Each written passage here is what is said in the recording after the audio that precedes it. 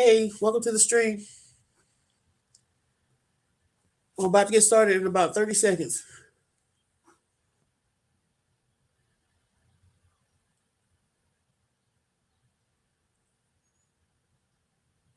Okay, so yesterday we got the update that I've been waiting to hear. I'm so glad.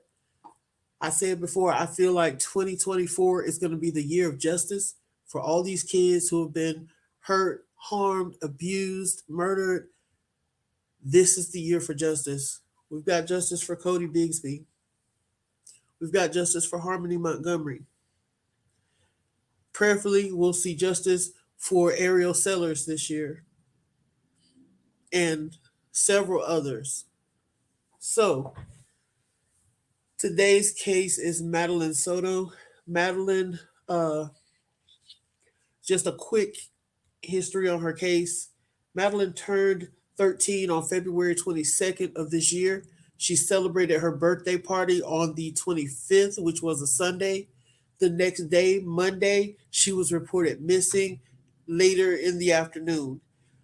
The original story that we got from the mom and the stepdad was that the stepdad came to pick her up to take her to school, that the mom had seen her getting dressed for school, and that the stepdad, well, I'm not even going to call him stepdad because he's not her stepdad. We'll call him Stearns. Stearns dropped her off a few blocks from the school by a church, Peace Methodist Church, I believe it's called, and that he waved her, she waved to him, she walked off toward the school or whatever it was. The next story that we got, there was something about her being seen on camera at the church playground, and then getting up and walking away in the direction of the school, but never making it. So there have been several variations on it. We know that she didn't make it to school that morning. At about 7:35 in the morning, Stearns was captured on video dumping something into the dumpster at the apartment complex where they lived, or condo complex, or whatever it is. And upon checking, police discovered that what he had dumped was Madeline's school issued laptop and her backpack. There's also a video that we haven't seen yet, but the police have spoken of several times, where Madeline Soto is seen in the car with Stephen Stearns around the time that he dumped the items into the trash can, and that they believe she was already dead at that point. Stephen Stearns, and yes, I know his name is Stefan. Stephen Stearns was arrested, uh, I believe it was on the 28th of February, and he was arrested on some basically some child porn uh, charges for images that were found on his phone. Oh no, he was arrested on an old. I think I got two cases mixed up. Yeah, he was arrested on these on an old charge, and then they came back a few days later and hit him with 60 charges for possession of CSA material, possession of.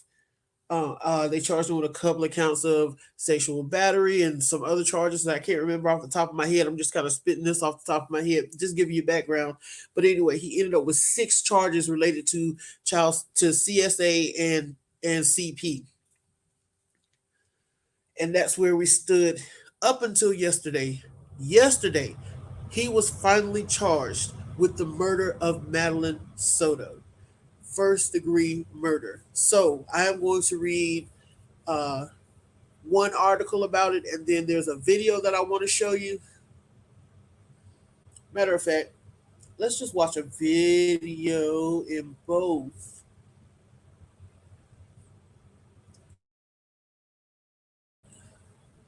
Let me add this up here so we can all see it.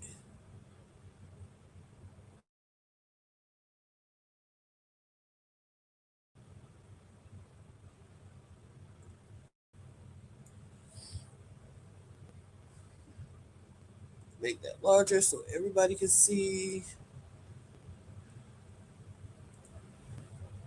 Take me out of the mix.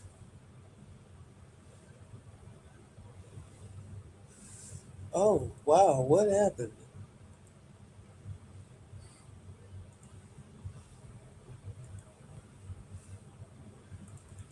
I got something weird going on over here, folks. Don't mind me.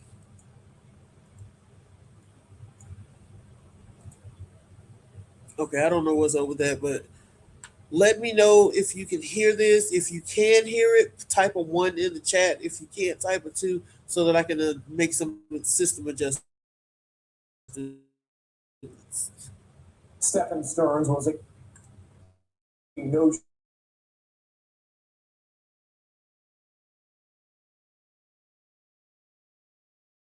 show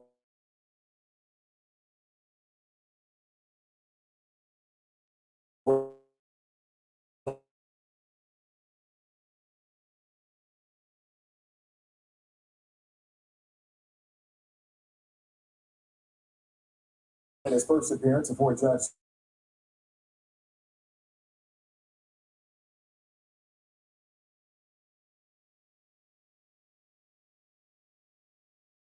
he saw the first degree murder and the death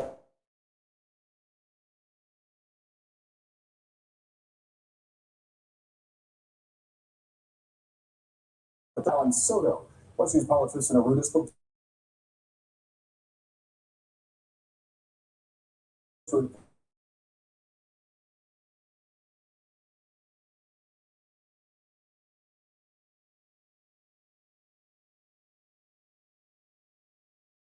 a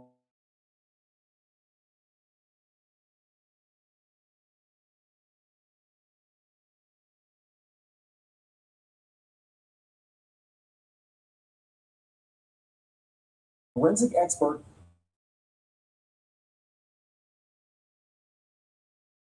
who's weighing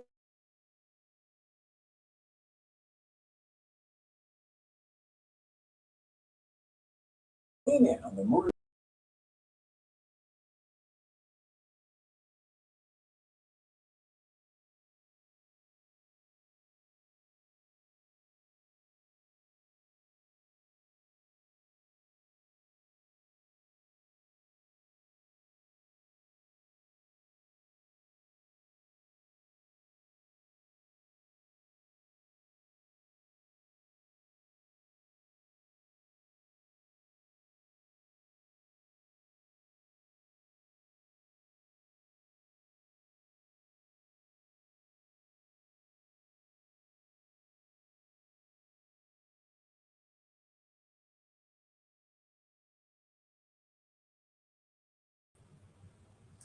Sorry about that. I got booted for a second.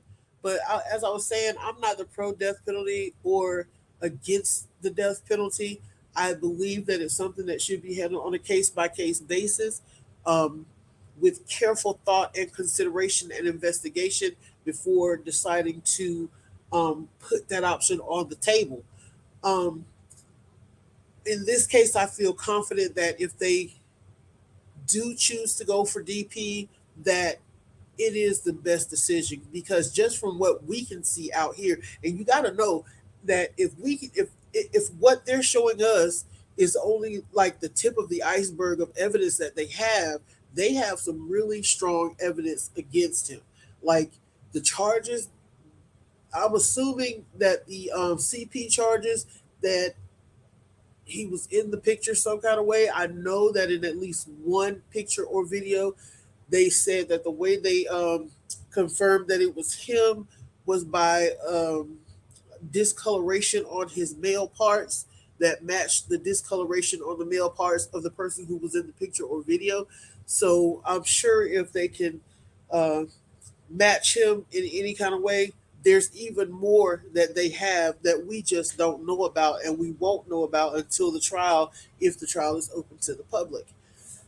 Um, so in this case, I feel like that if they do go for DP, then that would definitely be the right option because just from what we can see on this side, this girl suffered horribly for years, and then for it to all culminate with him taking her life, DP is definitely I'm on board with that this time around.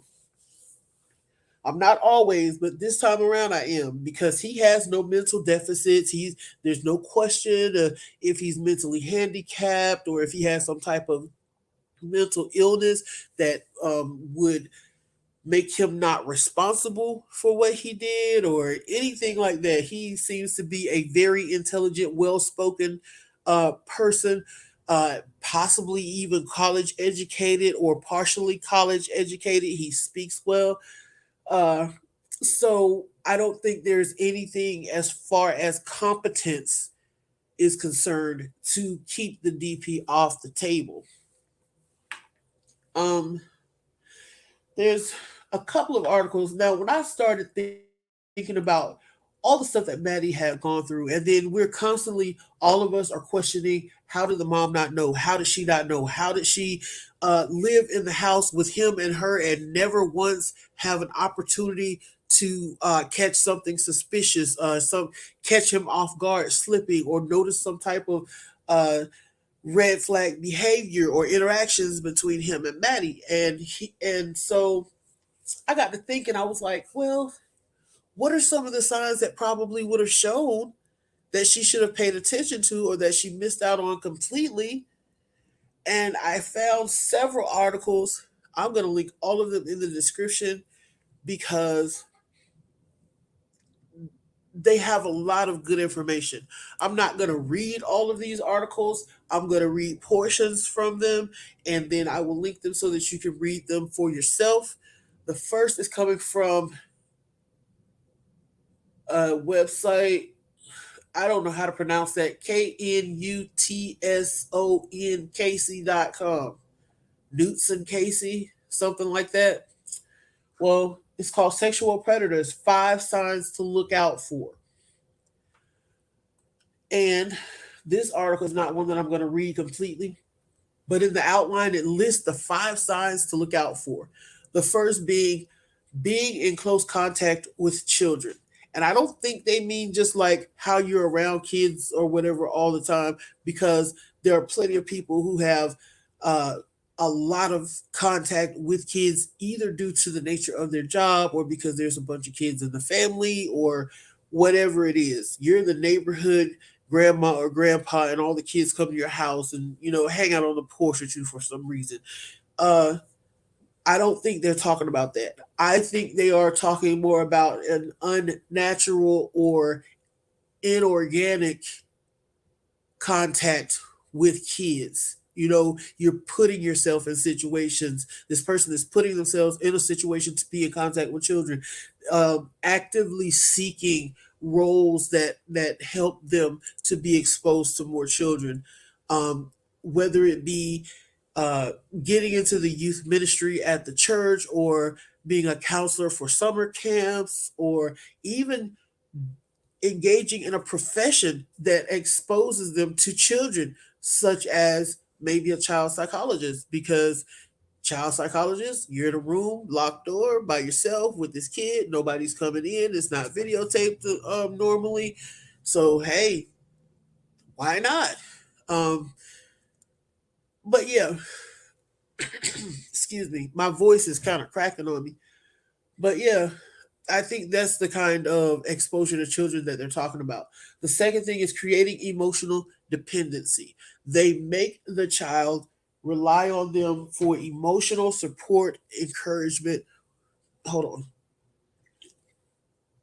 on. For emotional support, encouragement, or validation.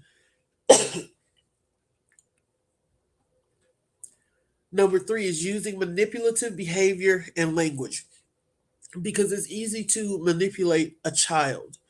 Um, a certain way that you say things, certain phrases that you might use, um, to affect a desired end of this child clinging to you, coming to you, seeing you as a person, maybe their best friend or whatever. Pushing physical and sexual boundaries. And in that section, they talked about like tickling and wrestling and different things where um, you're in contact with the child, and it's kind of understandable if your hand accidentally touches a certain body part, because hey, we're wrestling. I didn't know my hand was gonna land there, but yeah, pushing physical and sexual boundaries. Um, and some more other stuff, but this is one of the articles that I want you guys to read for yourself. And then the fifth one is jealous and controlling behavior. Jealous and controlling behavior. Not liking it when the child gives attention to someone else. Manipulating the child in such a way that they do what you want them to do, which is to show you the affection and the love that they desire. But anyway, that's one of the articles I want you guys to read for yourself. I'm going to put all of these in the comment section. Now, this one, let me see if this is it.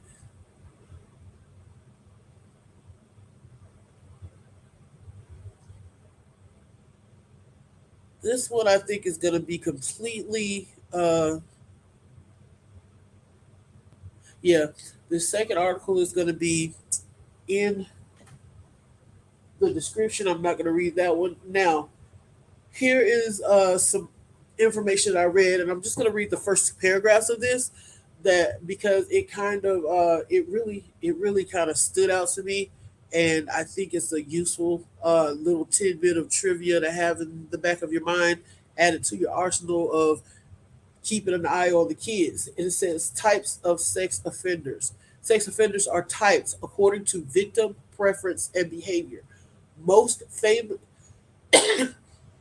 The most famous typology was done by Groth in 1979. Groth and Birnbaum. Child molesters were divided into two types: regressed and fixated. Regressed offenders were at one time sexually active with adult opposite sex partners. Situational stressors such as unemployment, physical disability, or loss of sexual confidence led to a transfer of sexual needs to less threatening partners, i.e., children. Growth found that approximately 51% of child molesters were of this type. Fixated child molesters Fixated child molester is a person who is attracted to children throughout life and constitutes 49% of molesters. So the regress is they didn't start out a child molester, but they became one due to other factors in their life, possibly stress factors. And then we have the fixated uh, child molester who was born that way. Hey, Ra, they've been foul all their life. And that's all I'm going to read out of this one. This one is also going to be linked in the description box because this is some really good information, especially when we're. I feel like in this community, we should educate ourselves on stuff like this. We watch case after case after case about things that happened to these kids and how it went down, and then we're like, oh man, how did it happen? How did you not see it? Da da da da. Maybe they didn't have the tools to see it. They didn't know what to look for. But anyway, let's get back to this one. This other one, and I'm also not going to read this entire article because it is very good, and I think that you will get a lot more out of it if you read it yourself. Okay, so it hits on one, two, three, four, five, six, about six key points. The first question is, what is grooming?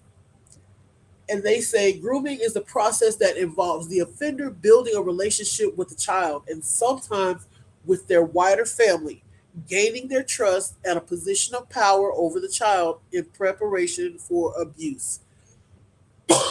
Excuse me, my throat is so dry. But basically, grooming is the process before the act. It is the process that the abuser uses to get in the position they need to be in order to act on their lewd urges. So, making friends and possibly, like I said, choosing certain job options, volunteering in certain places, but all the process that goes along with putting themselves in a position to um, abuse their chosen victim. Then there's recognizing that a child is being groomed, and it's rare for a child to tell an adult about being groomed. Children may not feel able to seek help because they, one, are unaware that they're being groomed. Two, they believe they are in a caring relationship and are worried about jeopardizing it. That's a part of that psychological manipulation where the abuser has his kid thinking it's something that is not, to the point that the child feels the need to keep the secret and not tell anybody, or that the child doesn't believe there's anything wrong with what's going on. They may think that, okay, this is just normal, everybody does this, because the abuser has manipulated them and basically implanted a certain perspective or point of view in their mind so that they only see it through the lens of what the abuser wants them to see it through. um, they're scared of what the groomer will do if they speak out. Fear is a tactic. Sometimes it's a sometimes these groomers will coerce the child through being friendly toward them, being nice toward them, playing the role of, oh, I love you, and possibly I'm your boyfriend or girlfriend and you can't tell anybody because it's going to be bad for me, da da da da. And then sometimes it's straight up fear. Sometimes they make the child keep the secret, not by having the child believe that they're in some type of loving relationship, but by having the child believe that if they mention this to anyone, some harm is going to come to the child or the child's family, or the child's family. If you tell anybody, I will kill you. If you tell anybody, I'll kill your dog. If you tell anybody, um, you'll never see your cat again. Stuff like that.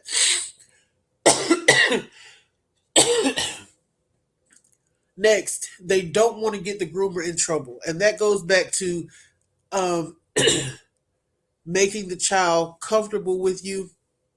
Um, that's going to go along with the point on this one where it says they believe they're in a caring relationship.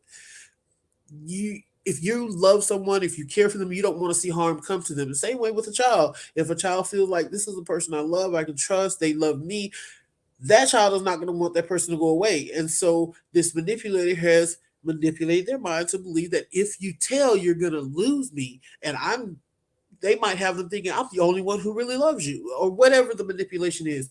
But they are scared. They don't want to get the groomer in trouble.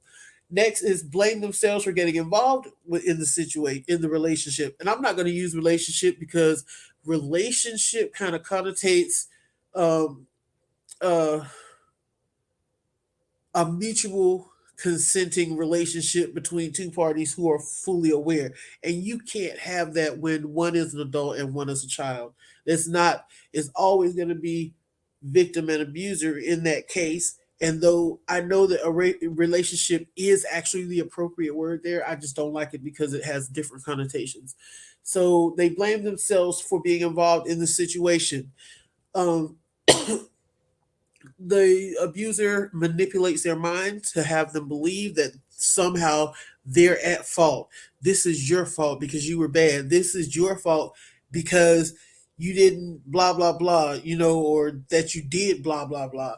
Then they manipulate the mind of that child, or they say that their parents already know. Yeah, they convince them that their parents already know about it and won't believe them. Nobody's going to believe you. You're just a kid. Nobody's going to believe what you say. Um, they are ashamed or worried about sharing what's happened to them with other people. And that is definitely true. And I can tell you from experience that one of the reasons that I never really said anything was because I was embarrassed. I At that age, I didn't really understand what was going on, but I knew it was something that shouldn't be going on. It was something shameful in my mind. I kind of felt like I'd get in trouble, but really it was more just embarrassing. I didn't really want to tell anybody. I didn't want anybody to know these things about me. I remember being in school and feeling like people knew. They were looking at me because they knew what was going on. Um, yeah, it's we'll get into that another time. But yeah, it can make you ashamed and worried about other people finding out about it. That's also an article that I'm going to link into the description. That was like an intro to the first two little segments that they have is broken down into like seven segments. The last segment is just references and resources that you can use to do further study on your own if you want to. And the first six sections are about the actual dynamics of the abusive relationship, and I think you guys will really enjoy reading that. This last article is about recognizing signs in your child that may point to abuse. So the first few articles were about the abuser and how to recognize an abuser and the things that they do, the tactics that they use. And this article is about how to recognize in your child something that may say to you, hey, you need to look further into this. Something is wrong. And it says potential signs of abuse in children include, and I don't think they have it in here. I don't recall it being in here, but I'm going to say the first one is wetting the bed. Children who are sexually abused tend to be bedwetters. Even if they weren't bedwetters before, they become bedwetters after the abuse starts. So that's something right there. And if your kid has never been a bedwetter and suddenly they're wetting the bed all the time, you need to pay a little more attention. But they include the child is quieter or more distant than usual. That probably goes along with that feeling ashamed, feeling like it's your fault, and so you don't really want to. You're uncomfortable talking to people. Like I said, I felt like people knew. I've the kids at school. I felt like they knew, and that like I was the butt of a joke or something, or that they thought a certain way about me, and so a child being quieter or more distant than normal might it could be just a kid thing, but at the same time, it's one of those things that could point to something deeper. The child is clingier than usual, and they want to cling to you, be around you all the time in the same room. They don't want you to leave them, even at bedtime, and that's because they feel safe with you.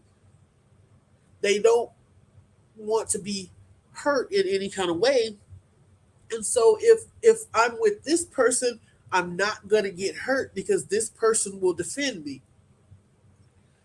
Unusual or new fears. Sometimes about sometimes around touch, being alone, being with a particular person, or in a particular place.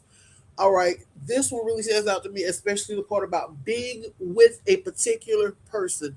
If your child is constantly having an issue with going to a certain babysitter or going to the daycare, or something in their demeanor changes when certain people come to your house, they hide, they don't want to be around them, they don't want to hug them, because we're all into like we get around the family and we hug each other Thanksgiving or whatever, and interact with each other. And this shot never force your kid to show affection to someone that they don't want to show affection to of their own accord, because you never know why.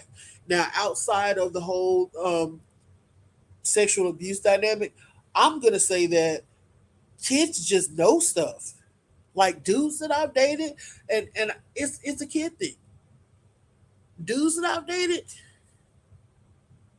usually if my kids didn't like them off top, it was something wrong with them, and they were right every time. I particularly remember one person that I dated, and we have a son together. And my baby boy at the time used to call him the giant, the monster. He called him the monster, and I couldn't figure out why. I just figured because he was so big and tall, you know, maybe maybe my son is thinking, oh, he's big and tall, he's like a monster in the in the video or whatever. And he turned out to actually be a monster, beat the dog crap out of me, and some other stuff too. So kids, sometimes kids just know something. So if your kid doesn't want to be around a certain person, don't force that on them. If they don't want to show affection to certain people, you're at the family reunion or you're hanging out at a little dinner party or whatever, and everybody's hugging, and your kid, you notice that your kid hugged everybody but that person. Don't force them to go over and hug or show affection to that person because there might be something to it. Second, third, fourth. Yeah, we're on the fourth one. Ross says that's how my mom was about me. If I didn't like them, then she didn't like them. Yeah, and I've learned to listen to my kids because even to this day, my baby girl, if she, it's like she can just read people's book on the first time when she meets you for the first time, she already she knows you're bad, you're good. I don't like them. If she says she don't like them, run. It's just a thing. Okay, next, difficulty concentrating or with memory, zoning out, seeming distracted, or not listening. Again, no, not Bubby, my baby girl. Bubby is my grandbaby. But Bubby is my grandbaby, and my baby girl is Bubby's mom. And Bubby's mom just has that thing about her that she can tell, and it's always been that way. Ever since she was little, she can tell if a person is good or bad when she first meets them. So like if she met somebody and didn't like them, didn't pay attention to them, walked away from them, kept distance from them, had I been paying close enough attention, I would have realized don't be messed up with that person because, my baby girl, she just had that gift and she still does. Um, oh yeah, difficulty concentrating or with memory, zoning out, seeming distracted, or not listening. Yeah, I'm guilty. Well, I ain't gonna say I'm guilty. Yes, I had a lot of those issues. It caused me a lot of problems in school. I'm not bragging, but I'm a very smart person. The last time my IQ was tested, I've tested at borderline genius, and then I've tested like 1 or 2 points in high enough to actually be considered a genius. Not bragging. I'm just you know, and with the intelligence that I possess, I should have been able to pretty much make 4 point something something GPA all the way through school. But I could not concentrate. I couldn't think. I couldn't, my mind was constantly on other stuff. I'm sitting in class as a first or second grader having flashbacks about things that have happened to me. And it's hard to concentrate under those circumstances. And then the person who abused me was a family member. And it was you never knew when he was going to show up at the house. He might come in the morning or the afternoon. He might not come for 2 or 3 days. Then he might be there every day for a week straight. So um, that's really not conducive to being able to remember things or pay attention or really, get your schoolwork done or understand what the teacher is teaching. So yeah, pay attention to that. Now, next is eating, sleeping, or hygiene changes. I've spoken with a person who was abused in a foster care situation, and I was told that this person intentionally stopped bathing because they felt like if they smelled bad enough, the person wouldn't do anything to them, wouldn't touch them, or want to, you know. So they completely stopped bathing for an extended period of time, and it was like a defense mechanism to keep their abuser from even wanting to touch them. So pay close attention to stuff like that. Yeah, it could chase them away. Um, regressive behavior. Oh, and the sleeping. I've been nocturnal all my life, and a lot of it was as I've grown and matured and done my research and looked deeper into myself. I've learned, or I believe I've learned, that the reason I used to be up all night long and sleep most of the day is because I felt safe at night. My abuser was never at the house at night, only in the daytime. So at night, I had time. I could just watch TV. I could chill, listen to music, just be a kid. And mind you, I'm an elementary school kid at this point, right? I'm like first, second, third grade at this point. And I just felt so much safer at night. You know, the doors are locked. Everybody who lives in the house is there. Um, I felt safe. So pay attention to stuff like that. And here we go with bedwetting. Regressive behaviors such as bedwetting or soiling after being toilet trained, acting or wanting to be treated like a baby or a younger child again.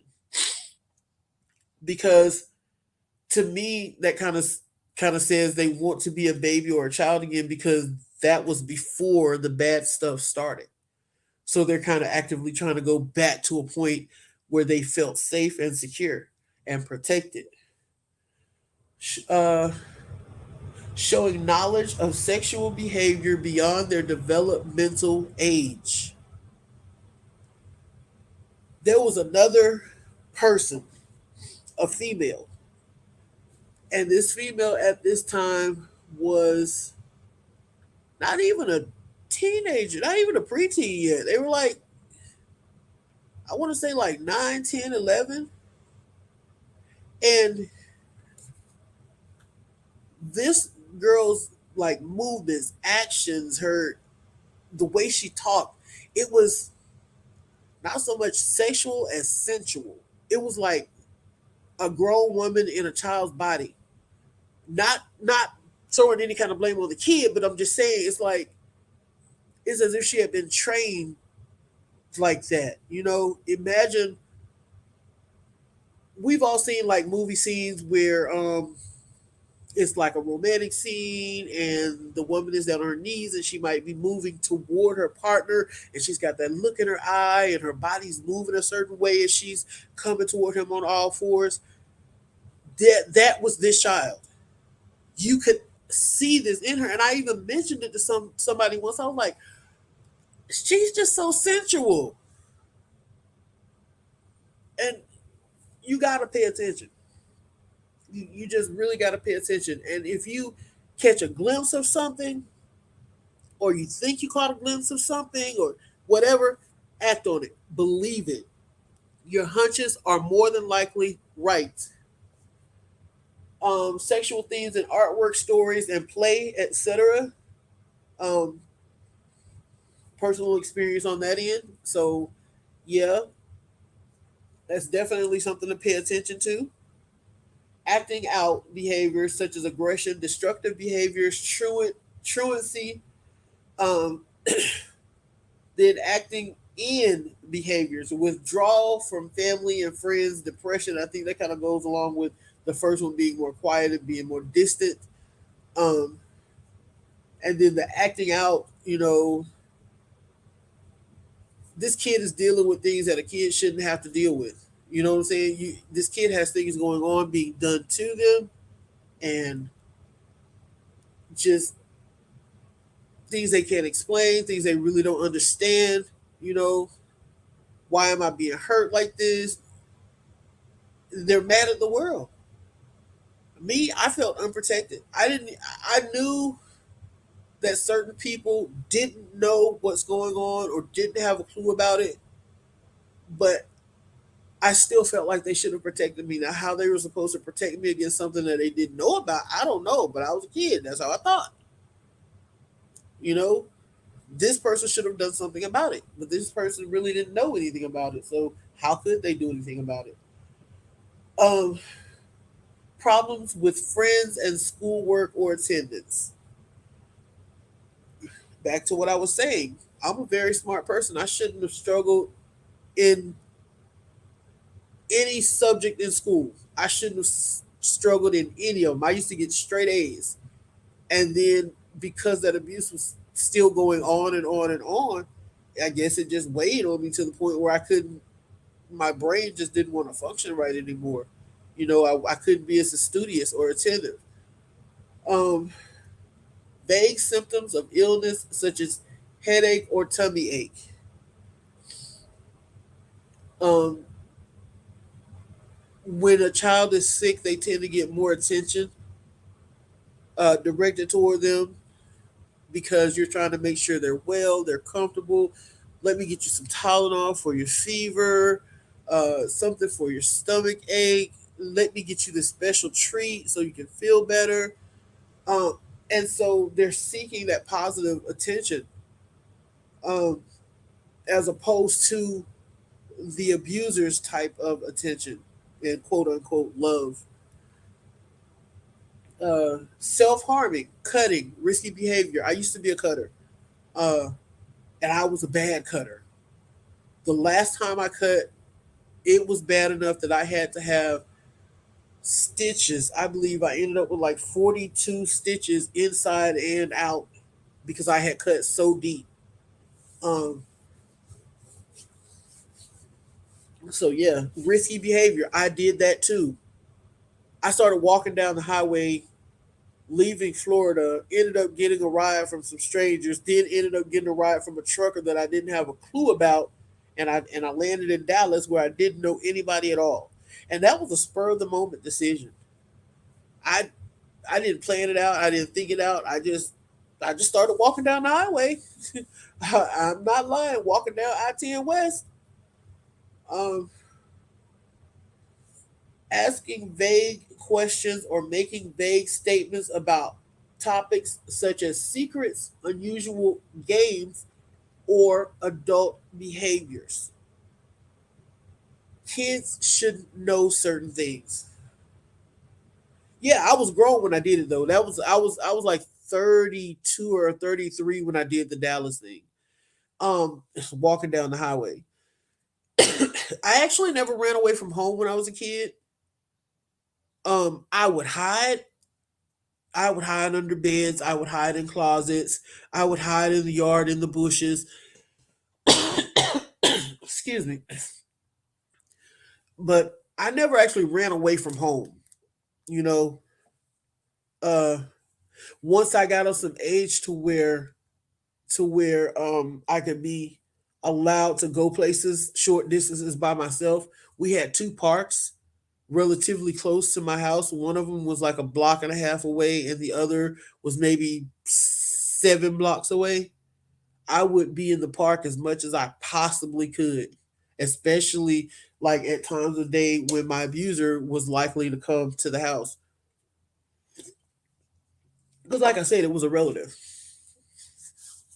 All right, so that one I'm also going to put into the description of the video after it's over, because I feel like there's really useful information in there. And this last one that we were just reading came from bravehearts.org.au, and it has a ton of resources. It has phone numbers that you can call for help and support. Um, all of these websites really do. All of them, they have a lot of good information in them. So yeah, that's where I went when I was thinking about Madeline Soto. That case kind of hits close to home for me because just of the things that she went through. You know what I'm saying? And just thank God that my abuser didn't kill me. I don't think that was really an option in that circumstance, but I'm just saying you never know what people can do. And I thank God daily just for still being here. But that I gotta come up with a name for Stefan Stearns because I do not like calling him by his given name, because you call humans with the soul by a name, and that is a heartless, cold, soulless POS. I'm gonna find a name for him. But Stearns, can you believe he had the nerve not to show up to court? He ain't been to court for none of his hearings. Like, bruh, you was you wasn't hiding in. I'm gonna shut up. I mean, but you did all this stuff, and now you can't even face the fact that you're caught. You can't face the music. Then the video where he was complaining. Okay, remember the first dash cam video that came out, and it was when he was being transported from the one jail to another jail, and he's talking to the transport port officer, and he's complaining about how he had to sleep on concrete, he didn't have a blanket, he didn't have a pillow, it was cold, and where, and where. And I'm sitting there the whole time I'm listening to it, and I'm like, how do you think Maddie felt? You know what I'm saying? You're complaining because you're sleeping on concrete. Maddie can't sleep on anything. You're complaining because you didn't have a pillow. Maddie can't even have a pillow. What about Maddie? All the things that she's missing out on, all the things that, all the discomfort and annoyance that you caused her, but you have the nerve to complain about not having a blanket. At least you're here to feel cold. Yeah, he does have that aura about him.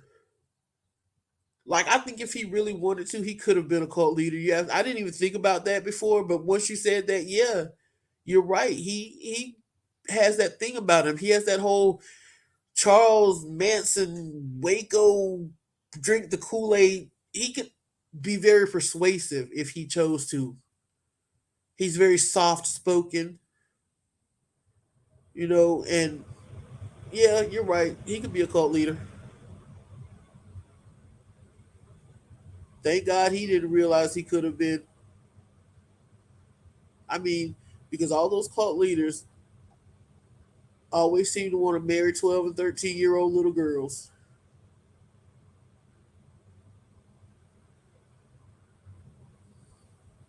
It's crazy.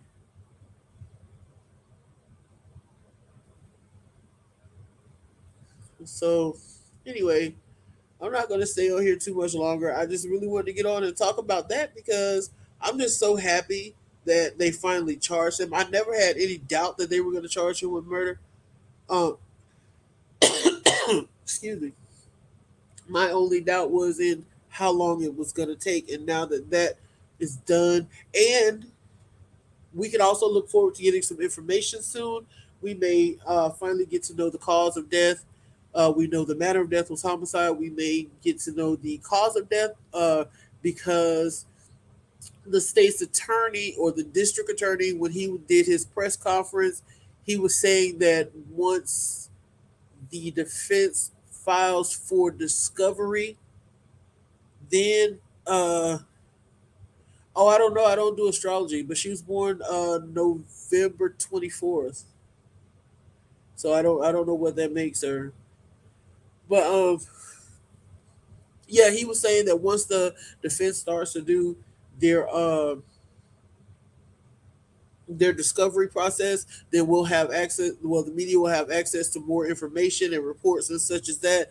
So hopefully, he will go ahead and file his discovery soon, and then the media can pull that information, and we can all know uh, what it is, what's going on with it, uh, what the details are. And I know it's kind of morbid to want to know those details, but at the same time, you know, it's only human. It's like we as humans we have to try to make sense of the nonsensical. You know what I'm saying? And it's not so much, ooh, I want to know the details of how he brutally murdered and abused this girl. No, it's not. It's just that things like this is not something a normal person does. It's not something a normal person does, and so it's not something that you can just readily understand. Like, oh, okay, he killed the kid, and that makes perfect sense. I've said it before, and I'll say it again. If a person kills an adult, then it kind of, at least you can kind of get a reason that might make some kind of sense.